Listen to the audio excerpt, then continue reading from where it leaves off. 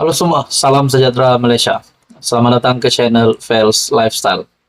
Tuan-tuan dan puan dan para penonton semua, akhirnya Datuk Seri Anwar Ibrahim beberapa minggu sebelum pilihan raya negeri membuat pendedahan ini yang pasti mengejutkan Tan Sri Muhyiddin Yassin dan juga Tun Dr. Mahathir Mohamad. Saya boleh katakan mungkin ini adalah rahasia yang diketahui Datuk Seri Anwar Ibrahim dan akhirnya didedahkan dalam sebuah artikel daripada sinarharian.com. Kita kesian kepada Perikatan Nasional, kata Anwar Ibrahim. Wow. Adakah di sini Datuk Seri Anwar Ibrahim coba untuk membuat pendedahan baru lagi yang pasti membuat ramai sakit hati ataupun mengejutkan ramai, terutamanya kepada penyokong Perikatan Nasional. Menurut Datuk Seri Anwar Ibrahim, kita kesian kepada PN. Wah, persoalannya kenapa Datuk Seri Anwar Ibrahim membuat kenyataan bahwa kita kesian kepada PN? Pengerusi Pakatan Harapan, Datuk Seri Anwar Ibrahim, secara berseloroh menyatakan beliau kesian dengan Perikatan Nasional, terutamanya PAS. Menurutnya, hanya dua pemimpin dalam negara yang pernah melabel parti itu sebagai parti ajaran sesat dan parti kafir. Nah, mesti kita ingat apa yang pernah dinyatakan Tan Sri Muhyiddin Yassin dan Tun Dr. Mahathir sebelum ini. Menurut Datuk Seri Anwar Ibrahim, hanya dua pemimpin dalam negara di Malaysia yang pernah melabel PAS sebagai parti ajaran sesat dan parti kafir. Dua individu itu ialah pengerusi Perikatan Nasional sendiri, Tan Sri Muhyiddin Yassin, dan bekas Perdana Menteri, Tun Dr. Mahathir Mohamad. Namun, kini, kedua-dua pemimpin itulah yang disanjung PAS. Saya belum pernah dengar pemimpin UMNO kata PAS itu parti ajaran sesat. Siapa yang sebut Muhyiddin, kata Anwar. Itu yang mereka usung sekarang, kesian. Kita patut kesian kepada mereka, kata Datuk Seri Anwar Ibrahim. Beliau berkata demikian ketika berucap pada Jelajah Perpaduan Madani dan Pelancaran Jentera Perpaduan Negeri 9 di Port Dickson pada Khamis. Turut hadir Timbalan Perdana Menteri Datuk Seri Dr. Ahmad Zahid Hamidi dan pimpinan Kerajaan Perpaduan yang lain. Tambah beliau, Presiden PAS Tan Sri Abdul Hadi Awang sakit dan ada yang mendoakan beliau meninggal dunia. Pantas individu itu diarahkan meminta maaf. Itu cara nilai akhlak Malaysia Madani. Tapi mereka hari-hari maki hamun. Ada ustaz, tok guru di depan, mereka masih senyum. Apa jenis agama diajar? Kita dalam agama muliakan orang, berbeza warna kulit, budaya bukan untuk menghina, tapi untuk kita hargai satu sama lain, tegasnya.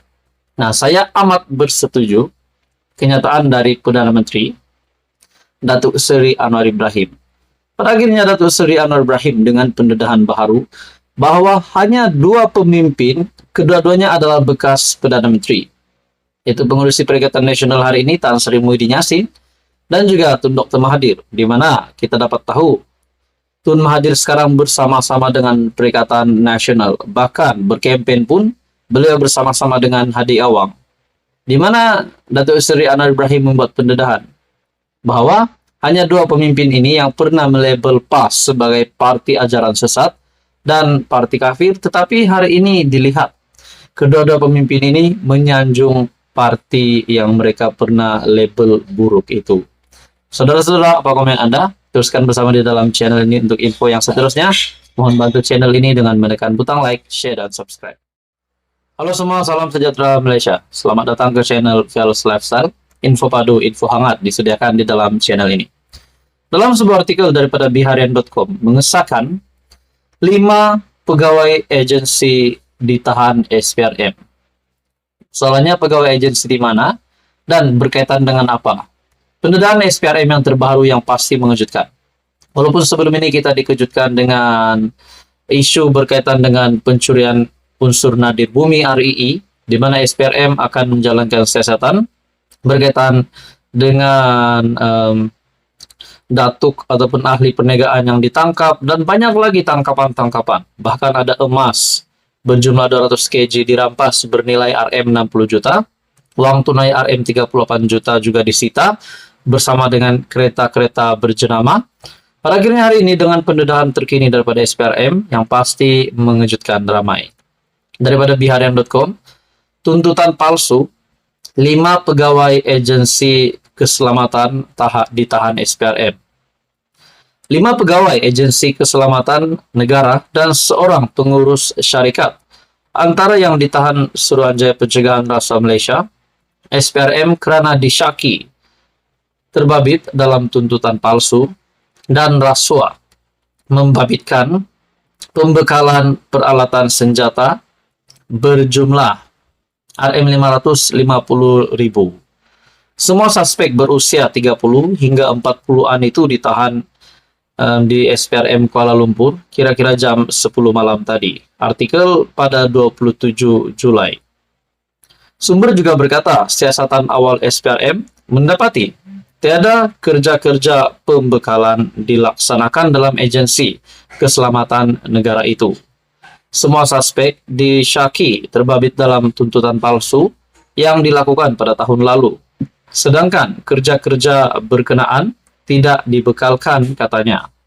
Sementara itu, pengarah SPRM Kuala Lumpur, Muhammad Fauzi Husin, ketika dihubungi mengesahkan penahanan dan berkata, siasatan dijalankan mengikut Section 18 Akta SPRM 2009. Dalam perkembangan sama, perintah reman selama 7 hari bermula hari ini sehingga 2 Ogos dikeluarkan oleh Magistrat Wong Chai Sia terhadap 5 suspek selepas SPRM mengemukakan permohonan reman di Mahkamah Magistrat Kuala Lumpur pagi ini. BH difahamkan seorang lagi suspek dilepaskan dengan jaminan SPRM kerana masalah kesihatan. Nah, bila kita dengar tentang senjata api, kita pula ingat tentang pendedahan yang pernah dilakukan oleh Muhammad Sanusi, Menteri Besar Kedah, di mana beliau dengan berani mendedahkan ada senjata api, ada pistol di kendaraannya 24 jam untuk persediaan, kerana kononnya beliau sudah mengetahui ada komplot untuk menangkap beliau. Sekali Muhammad Sanusi membuat kenyataan ini, banyaklah spekulasi dibuat. Menurut Syahbudin juga menyatakan, adakah komplot tangkap yang sudah dikesan Sanusi 6 bulan yang lalu lagi berkaitan dengan tangkapan itu? Dengan ini dapatkah dikaitkan Muhammad Sanusi sengaja untuk membuat ucapan yang memperlekeh istana dan menghina agung? Nah, sudah pasti itu memang ditolak ramai. Tapi pada akhirnya, saudara-saudara, pendedahan Sanusi itu mengejutkan ramai, yaitu mendedah ada senjata api. Saudara-saudara, kita kembali di dalam artikel sebentar tadi. Tuntutan palsu, 5 pegawai agensi keselamatan ditahan SPRM. Antara yang ditahan SPRM kerana disyaki terlibat dalam tuntutan palsu dan rasuah membabitkan peralatan senjata berjumlah lebih Rm 550.000. Halo semua, salam sejahtera Malaysia. Selamat datang ke channel Fels Lifestyle. Info padu, info hangat disediakan di dalam channel ini. Tuan-tuan dan puan yang dihormati, apa yang berlaku di antara Presiden Gerakan Dominic Lau dan juga kerusi yang bakal dipertandingkan, yang bakal dia tandingi pada PRN akan datang ini? Dilihat ada beberapa isu di antara PAS dan juga Gerakan. Saudara-saudara, dalam sebuah entry Twitter daripada Buletin RMS, Tahniah PAS serahkan 4 dun Melayu pada Gerakan. Nah, saudara-saudara, memetik caption daripada entry Twitter Buletin RMS, memetik gambar artikel berita daripada Haraka Daily. Nasib Melayu Pulau Pinang bagaikan umat Palestin. Dalam pada itu, entry Twitter yang lain di dalam Buletin RMS juga menyatakan, Pas kena kencing. Wah, kena kencing dengan siapa? Kita teruskan bersama di dalam entry Twitter Buletin RMS. Pas kena kencing sampai hancing dengan gerakan.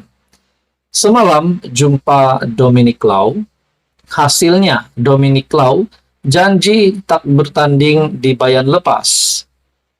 Tapi pagi ini keluar berita Presiden Gerakan Dominic Lau akan bertanding di N38 Bayan Lepas. Adakah di sini kita dapat lihat ada beberapa isu di antara parti komponen di dalam Perikatan Nasional. Bukan saja di antara PAS dan Gerakan, namun kita juga ada mendengar berita baru-baru ini di mana penyokong PAS menurunkan bendera, memprotes setelah calon yang mereka ingini, calon yang mereka sanjung untuk bertanding, tidak bertanding tetapi Perikatan Nasional meletakkan kawasan tersebut yang dicalonkan adalah calon daripada Parti Bersatu.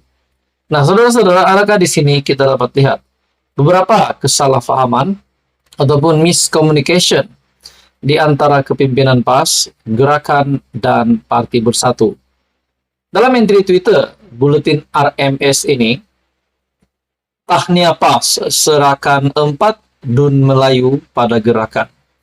Adakah di sini Gerakan sepatutnya tidak bertanding di kawasan yang sepatutnya calon yang diletakkan adalah calon daripada PAS, tetapi Gerakan yaitu Presiden Parti sendiri Dominic Lau yang bertanding di Bayan Lepas. Artikel ataupun entry Twitter daripada Buletin RMS memetik PAS kena kencing. Kena kencing oleh Presiden Gerakan Dominic Lau. Hasilnya Dominic Lau janji tak bertanding di Bayan Lepas, tapi keluar berita pula Presiden Gerakan Dominic Lau akan bertanding di N38 Bayan Lepas. Entry Twitter daripada Buletin RMS ini pada 27 Julai. Saudara-saudara, menurut Anda apa komen Anda? Teruskan bersama di dalam channel ini untuk info yang seterusnya. Mohon bantu channel ini dengan menekan butang like, share, dan subscribe.